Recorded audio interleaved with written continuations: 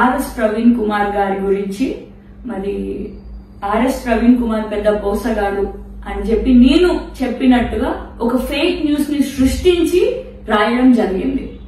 మరి ఇట్లాంటి పేపర్లని గాని ఇట్లాంటి మీడియాలు గాని వెంటనే అసలు వీళ్ళపైన చర్యలు తీసుకోవాలి. ముందు ఇట్లాంటి అసమర్థుల వల్ల నేడు ఒక నిజాయితీ గల మన దేశ భద్రత కోసం పోరాటం చేసేటువంటి పోలీస్ ఆఫీసర్ పైన, ప్రెసిడెంట్ పోలీస్ అవార్డు అందుకున్నటువంటి ఒక పోలీస్ ఆఫీసర్ పైన, తెలంగాణ కోసం ఎంతో చక్కదిద్దినటువంటి గురుకులాలను చక్కదిద్దినటువంటి ఒక గురుకులాల సెక్రటరీగా డాక్టర్ ఆర్ఎస్ ప్రవీణ్ కుమార్ గారు నేడు ఇన్ని అభాండాలు మోస్తున్నారు. మరి ఇట్లాంటి వీళ్ళందరూ కూడా శాతగానోళ్ళు, దేనికి కూడా పనికి రాని వాళ్ళు. ఎందుకంటే నేడు ఇట్లాంటి మంచి వ్యక్తి పైన ఈయనని ముందు నుంచి ఎదుర్కోలేక, వెనకాల నుంచి కూడా ఎదుర్కోలేక, ఎక్కడి నుంచో లేనిపోని సృష్టించి అవాస్తవాలను కల్పించి మరి అభద్రత క్రియేట్ చేయాలి అని చెప్పేసి అనుకుంటున్నారు.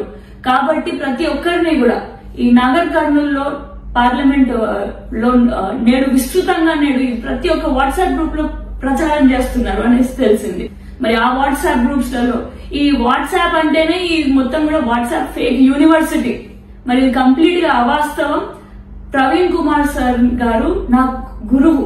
మరి అట్లాంటి గురువు గారి పైన నేను ఇట్లాంటి అభాండాలు మోపుతున్నాను అని అంటే, మోపినా అని చెప్పేసి చెప్తున్నారు అని అంటే అది కంప్లీట్ గా అవాస్తవం అని చెప్పేసి ప్రతి ఒక్కరిని కూడా తెలుసుకోవాలి అని చెప్పి కోరుకుంటూ, మరి ప్రవీణ్ కుమార్ సార్ గారు నా దగ్గర నుంచి ₹1 అడగడం కాదు, ఇవ్వడం కాదు, ఆయనకు మాకు నేర్పించింది ఏంటిది, ఎట్లా ఆత్మగౌరవంతో బతకాలో నేర్పించిండు, ఎట్లా మాట మీద నిల్చొని బతకాలో నేర్పించిండు, ఎట్లా ఎదుటి వారిని గౌరవించాలో ఇది మాకు నేర్పించిండు.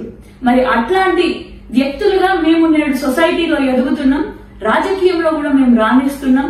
మరి ఇవన్నీ కూడా డాక్టర్ ఆర్ఎస్ ప్రవీణ్ కుమార్ గారి వల్లనే మాకు సాధ్యమైంది. మరి నేడు ఈ ఫేక్ మీడియాని, ఫేక్ సర్క్యులేట్ అవుతున్న ఈ ఆర్టికల్ ని ఎవ్వరు కూడా దయచేసి నమ్మొద్దు అని చెప్పి, అదే విధంగా ఎలక్షన్ కమిషన్ ని కూడా ఈ పేపర్ పైన, ఈ నా తెలంగాణ పేపర్ పైన కూడా కఠినమైన చర్యలు వీరిపైన తీసుకుంటారు అని చెప్పి, ఇంకా ఫర్దర్ గా దీన్ని సర్క్యులేట్ చేస్తే ఎవరైనా వారిపైన కూడా చర్యలు తీసుకుంటారు అని చెప్పేసి ఎలక్షన్ కమిషన్ ని కూడా నేను అభ్యర్థిస్తున్నాను.